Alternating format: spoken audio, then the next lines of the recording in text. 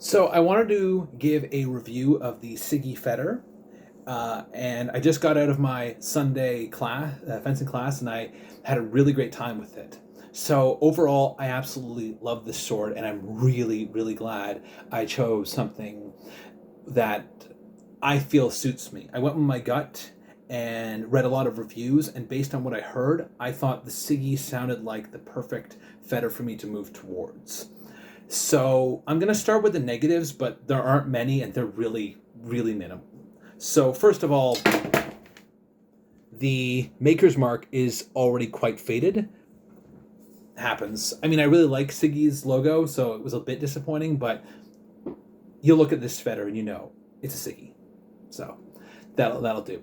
They weren't able to put a riser on the rope grip, so what I did was I put on a riser of my own and I wrapped hockey tape around it, which is very easy to replace. I also wasn't thrilled about the color of the blue grip, which is why I put my own riser, but again, it's such minor things. And just in general, SIGI doesn't offer a ton of customization options. So they offer you your choice of two guards, so either this or an S-shaped guard. They offer you whether or not you get holes in your shield, and they offer you your choice of one of four pommels, and offer you leather, rope grip, and then you pick your color. But that actually leads into one of the biggest positives of SIGI. I think SIGI's really hit upon a winning formula. Their fetters, like just the fetter as a whole, works so magnificently well that having this very standard design is, in my opinion, a very good thing. And I think that's sort of the standard we should go to for a lot of reasons. So, for instance, the balance is incredible. It's weighted way more towards the handle than most stiffer fetters, and this has a lot of different. This has changed the way I fence in a lot of small ways. I feel like I'm truly wielding the sword. With other fetters, I found that when I swung, I'd feel compelled to step forward. But with this one, I step forward if I want to. Because the balance is so far back, I swing and I will step towards if I need to. So I really feel like I'm wielding the sword instead of the sword wielding me, if that makes any sense. Because of the balance, I find that I am definitely having a lot more push pull. I am definitely using my trailing hand a lot more to deliver a harder strike. And this is actually with older fetters, because I wasn't doing that quite as much. It's actually started to give me hand cramps at first because I wasn't used to it. I wasn't used to using those muscles.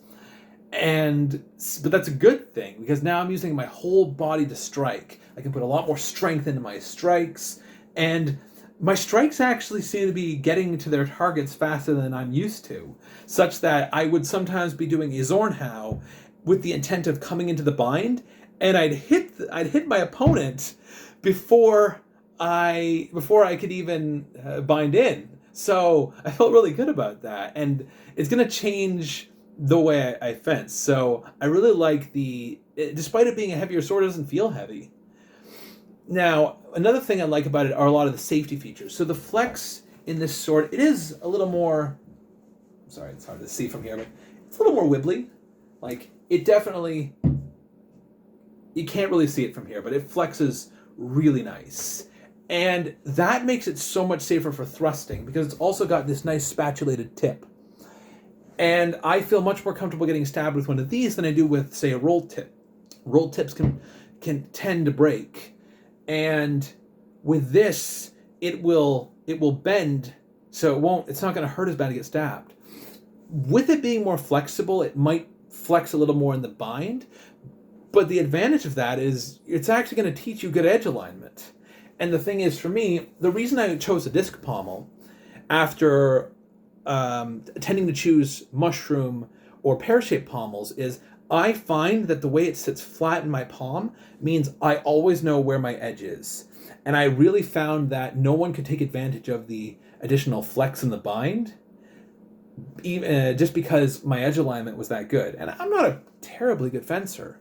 So I'm really, really happy with this fetter. and I would recommend it to anyone who wants a nice long sword, because it is big, but it is a fantastic, fantastic sword.